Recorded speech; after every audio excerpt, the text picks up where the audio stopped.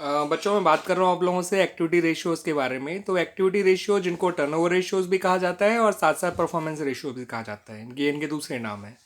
इसके अंदर basically 4 ratios आते हैं। पहला रेशियो होता है बच्चों इन्वेंट्री टर्नओवर रेशियो, दूसरा रेशियो होता है आपका ट्रेड रिसीवेबल टर्नओवर रेशियो, तीसरा ट्रेड पेबल टर्नओवर रेशियो और चौथा होता है आपका वर्किंग कैपिटल टर्नओवर रेशियो।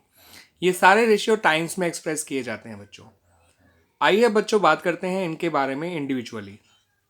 देखिए सबसे पहला रेशियो है इन्वेंट्री टर्नओवर रेशियो, जिसका फॉर्मूला होता है CORFO, that is cost of revenue from operation, जिसे हम कॉस्ट ऑफ गुड सोल्ड भी कहते हैं, अपॉन एवरेज इन्वेंट्री। दूसरा होता है ट्रेड रिसीवेबल टर्नओवर रेशियो। अब ट्रेड रिसीवेबल टर्नओवर रेशियो में आपको क्रेडिट सेल चाहिए होती है, तो क्रेडिट RFO, जिसका मतलब होता है नेट क्रेडिट सेल, RFO मतलब होता है नेट सेल, और क्रेडिट RFO का मतलब हो गया net credit sale upon average trade receivable.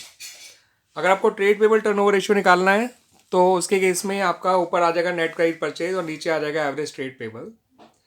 फिर आपका लास्टली आता है वर्किंग कैपिटल टर्नओवर रेशियो, जिसके लिए आपको नेट सेल लेना होता है अपॉन वर्किंग कैपिटल, RFO मतलब नेट सेल्स। ठीक है बच्चों, तो इस तरह से चारों रेशियो निकाले जाते हैं। ये चार रेशियो टाइम्स में आते हैं।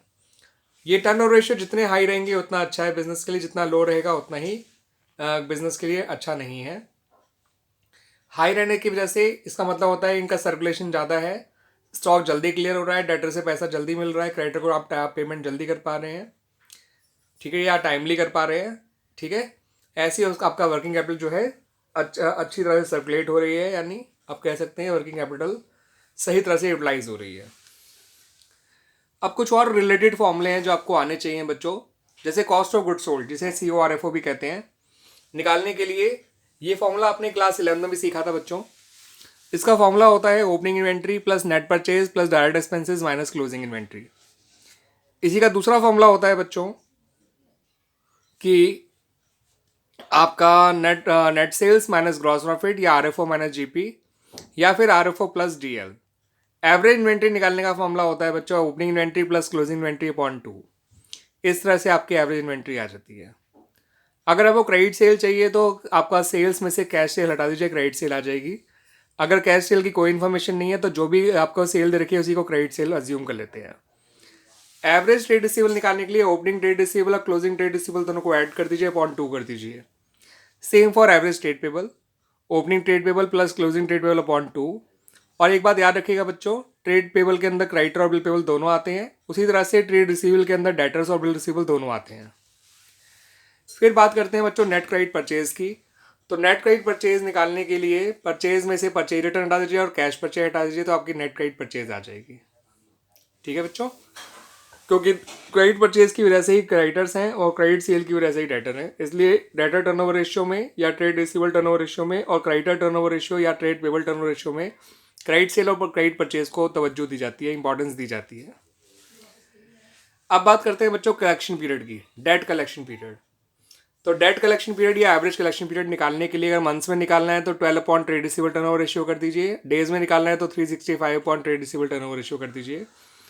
अगर डेट पेमेंट पीरियड निकालना है या एवरेज पेमेंट पीरियड निकालना है तो आप वही बस नीचे ट्रेड रिसीवेबल टर्नओवर रेशियो की जगह ट्रेड पेबल टर्नओवर रेशियो आ जाएगा बच्चों। ठीक है बच्चों, वर्किंग कैपिटल का फॉर्मूला आप जानते ही हैं, CA माइनस CL होता है जो मेन फॉर्मूला होता है। इसका दूसरा फॉर्मूला होता है capital employed minus non current liability. इस फॉर्मूले को और ध्यान रखिएगा, sorry, capital employed minus non current assets, और कैपिटल एम्प्लॉयड आपका share holder fund plus non current liability मिला के बनता है। यहाँ पे मैं बच्चों आपको एक चीज़ और बताना चाहूँगा, एक टर्म होती है टाइम्स और एक होता है टर्म टाइम्स मोर। दोनों में फ़र्क क्या होता है मैं उसको आपको एग्जाम्पल के तहत बताता हूँ। सपोज लिखा है कि क्लोजिंग इन्वेंट्री ओपनिंग इन्वेंट्री की 2 टाइम्स है, तो ओपनिंग इन्वेंट्री अगर x है तो क्लोजिंग इन्वेंट्री 2x हो जाएगी। लेकिन अगर सपोज लिखा है क्लोजिंग इन्वेंट्री ओपनिंग इन्वेंट्री की 2 टाइम्स मोर है, तो ओपनिंग इन्वेंट्री तो x हो जाएगी लेकिन क्लोजिंग इन्वेंट्री 3x हो जाएगी।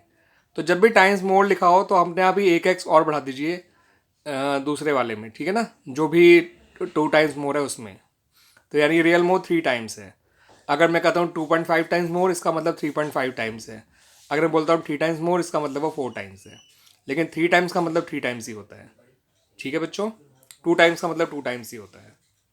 तो आई होप बच्चों आपको ये टर्नओवर रेशियोज अच्छी तरह से क्लियर हो गए होंगे। बाकी आप जब उनके क्वेश्चंस करेंगे तो आपको क्वेश्चन के जरिए और क्लियर हो जाएगा बच्चों। ये फॉर्मूले लर्न नहीं करने पड़ेंगे, आप मेरे फॉर्मूले ढंग से सुन लीजिए, आपको सुन के ही अच्छी तरह से क्लियर हो जाएगा बच्चों। ठीक है बच्चों, थैंक यू।